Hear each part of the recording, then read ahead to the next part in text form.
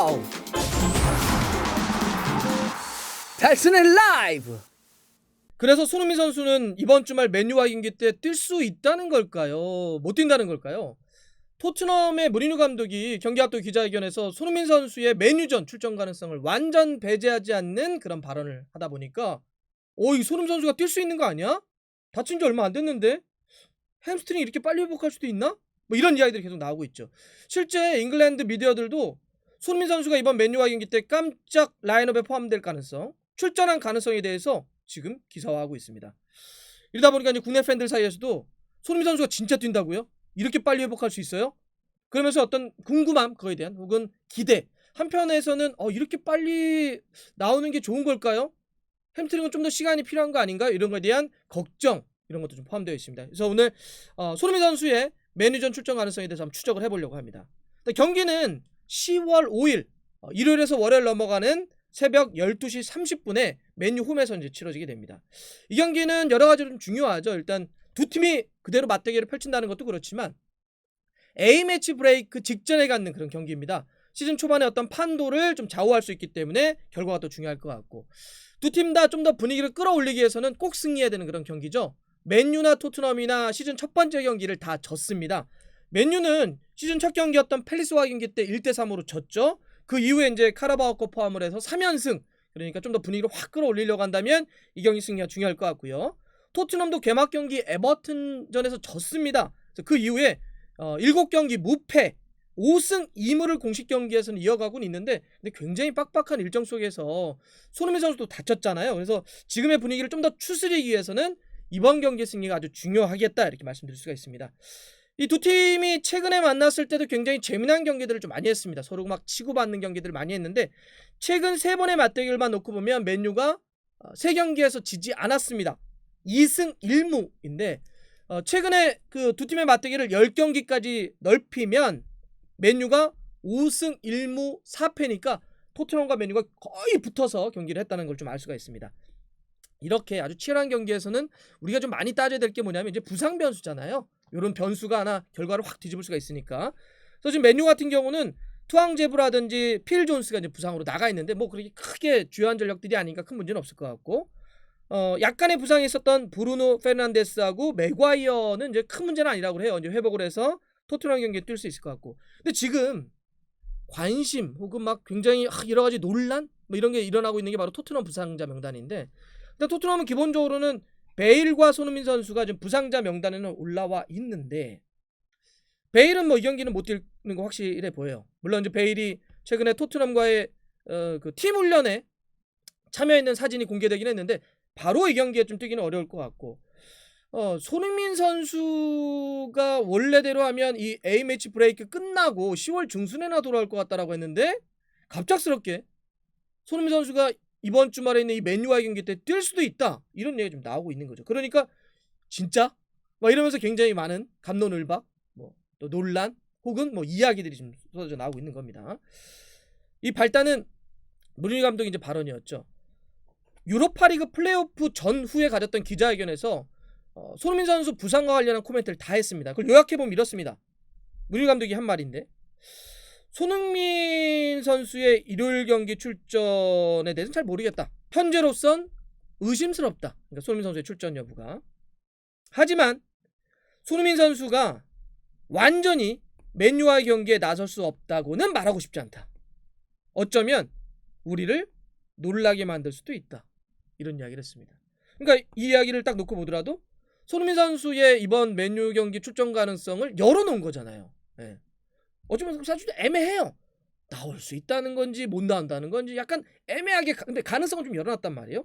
이러다 보니까 영국의 텔레그래프가 뭐라고 이번 경기 앞두고 프리뷰를 하면서 썼냐면 기사화했습니다.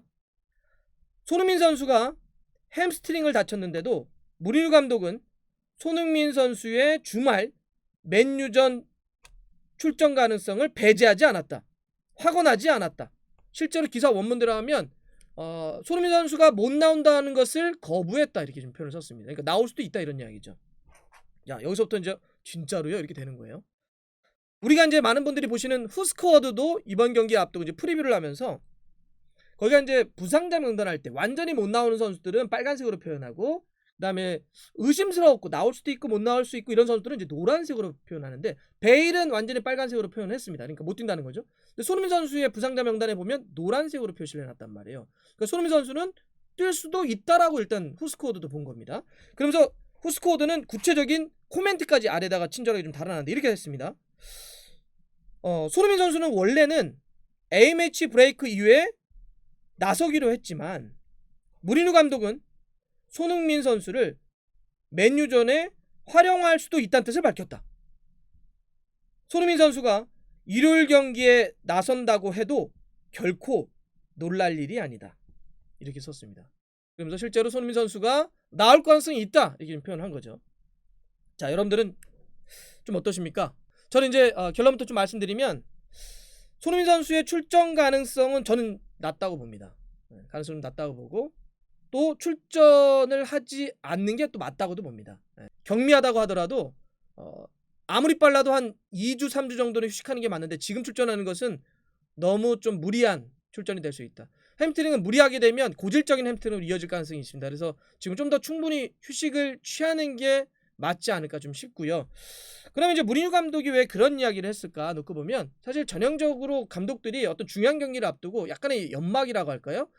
중요한 정보에 대해서 약간 애매하게 표현하는 것들이 있습니다.